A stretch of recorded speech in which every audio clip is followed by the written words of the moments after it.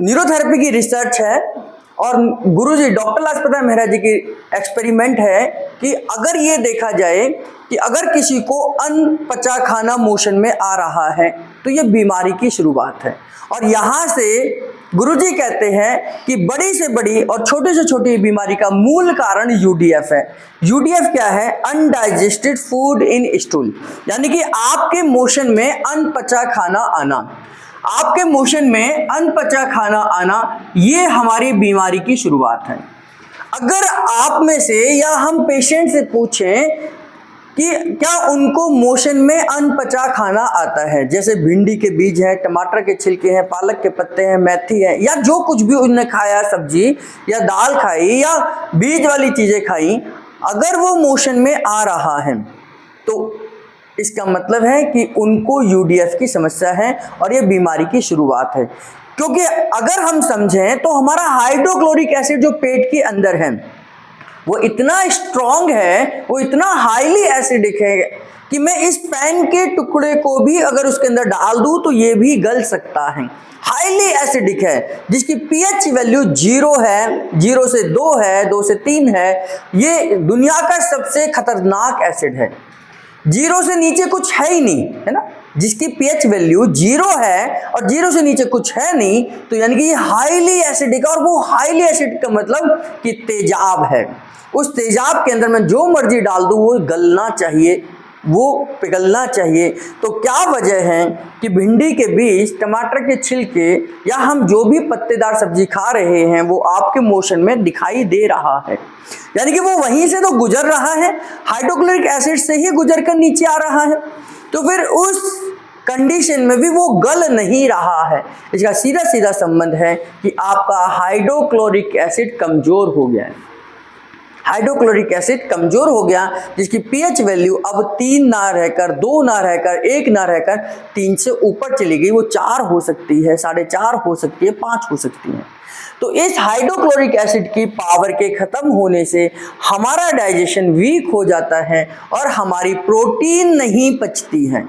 Protein नहीं पचती है क्योंकि आपका ग्लूकोज तो आपका ग्लूकोज के रूप में आता है, कार्बोहाइड्रेट ग्लूकोज के रूप में चला जाता है, फैट भी प्री फैटी एसिड पर चली जाती है, क्योंकि इनका जो संबंध है HCl से नहीं है। फैट को पचने के लिए HCl नहीं चाहिए, फैट को पचने के लिए HCl नहीं चाहिए, कार्बोहाइड्रेट को पचने के लिए HCl नहीं चाहिए।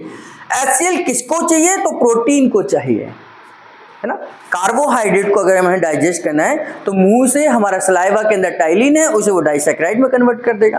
डाइसैकेराइड के बाद में वो पेट में आएगा, पेट से वो ड्यूडेनम में जाएगा। पेट अगर हाइड्रोक्लोरिक एसिड है भी तो उसकी कोई मदद भी नहीं चाहिए, वो कमजोर हो गया तो भी नहीं चाहिए, क्योंकि वो जैसे ही ड्यूडेनम में पहुंचेगा डाइसैकेराइड हमारा पैंक्रियाज से अमाइलेज निकलेगा और उसे डाइसैकेराइड को मोनोसैकेराइड में कन्वर्ट कर देगा। तो इसमें HCl का कोई रोल ही नहीं है। तो कार्बोहाइड्रेट को डाइजेस्ट होने के लिए HCl के लिए जरूरत नहीं है, चाहे वो पतला रहे चाहे वो स्ट्रांग रहे, उससे कोई फर्क नहीं पड़ता।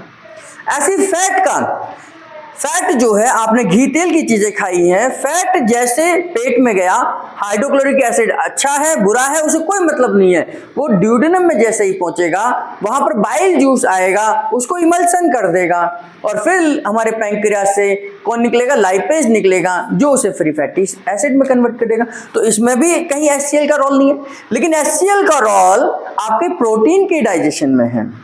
आपकी प्रोटीन जैसे ही पेट के अंदर आती है तो HCl की वजह से ही पेप्सिन, जो आपका पेप्सिनोजन है, वो पेप्सिन में कन्वर्ट होता है।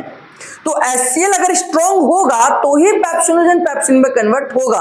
अगर HCl स्ट्रॉन्ग नहीं होगा तो पेप्सिनोजन पेप्सिन में कन्वर्ट नहीं होगा, और पेप्सिनोजन पेप्सिन में कन्वर्ट नहीं होगा तो प्रोटीन डाइजेस्ट नहीं होगी। तो HCl का रोल जो डाइजेशन में है वो प्रोटीन के डाइजेशन में है, इसलिए वो प्रोटीन नजर आ रही है। आप ये भी तो कह सकते हो तो फैट भी हो सकता है, वो कार्बोहाइड्रेट भी हो सकता था सर, लेकिन उसमें HCl का रोल है ही नहीं। रोल किसमें है? प्रोटीन के डाइजेशन में है। तो प्रोटीन के डाइजेशन नहीं हो पाता जब हमारा HCl कमजोर होता है। तो HCl के कमजोर होते ही हमारी प्रोटीन डाइजेस्ट नहीं होगी और वही आपके मोशन में दिखाई, यानी कि जो मोशन में दिखाई दे रहा है, हम क्यों कह रहे हैं कि ये कार्बोहाइड्रेट नहीं है, हम क्यों कह रहे हैं कि ये फैट नहीं है, हम क्यों नहीं कह रहे कि ये आपका दूसरा विटामिन या मिनरल्स नहीं है, ये प्रोटीन ही क्यों है? क्योंकि प्रोटीन के डाइजेशन के लिए आपका पेट का HCl स्ट्रांग होना चाहिए।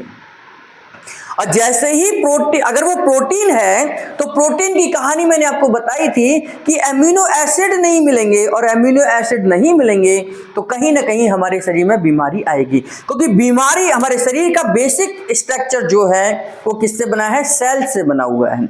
और सेल का स्ट्रक्चर किसका बना हुआ है? प्रोटीन का बना हुआ है। सेल के अंदर का बेसिक स्ट्रक्चर किसका बना हुआ है? हमारे न्यूक्लियस से बना है।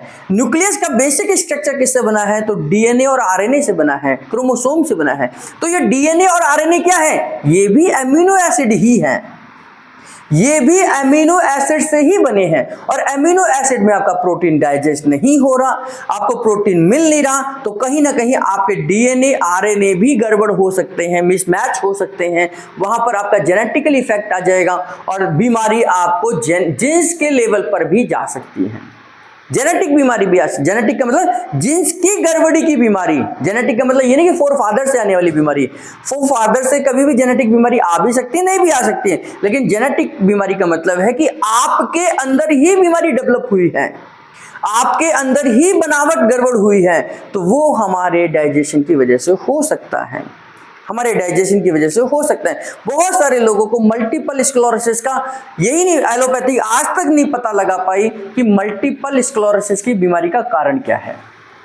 मे बी ये भी हो सकता है, मे बी ये भी हो सकता है, मे बी ये भी हो सकता है, मे बी ये भी हो सकता है, मे बी ये भी हो सकता है। यानी कि आपके पास कोई प्रूफ नहीं है कि मल्टीपल स्क्लेरोसिस इस वजह से हुआ है, जबकि मल्टीपल स्क्लेरोसिस हमारी सेलुलर लेवल पर जाकर होने वाली बीमारी है। यानी कि आपकी माइलिन शीथ आपकी सेल का ही तो एक भाग है, न्यूरॉन्स का ही तो एक भाग है। तो न्यूरॉन्स के ऊपर की जो कवरिंग है वो आपकी डीमाइलिनेशन हो गया, और उसका आज तक नहीं पता चला है कि उसका कारण क्या है। तो कहीं ना कहीं हमारा डाइजेशन, कहीं ना कहीं हमारा UDF का आना, हमारे पेट का खराब होना इन बीमारियों का मूल कारण है। इसलिए गुरुजी कहते हैं जितनी भी बड़ी बड़ी बीमारियां हैं उन सब का मूल कारण UDF है, यानी कि अनडाइजेस्टेड फूड इन स्टूल है। ये गुरुजी की, डॉक्टर लाजपत राय मेहरा जी की सबसे बड़ी रिसर्च है और सबसे बड़ी खोज है और सबसे बड़ा डायग्नोज है। ये UDF तो कोई भी देख सकता है, ना कोई टेस्ट करना है ना कुछ करना है। भाई हम डेली मोशन पास आउट करते हैं, बस उस मोशन में अगर आपको अनपचा खाना है तो यानी कि UDF है, और UDF है तो यानी कि आज नहीं तो कल आप बीमार होंगे ही होंगे। तो हमारा पेट जितना अच्छा होगा हम उतने ही स्वस्थ रहने की उम्मीद है। तो UDF हमारे शरीर में बीमारी आने का मूल कारण है, छोटी से छोटी और बड़ी से बड़ी बीमारी का मूल कारण UDF है।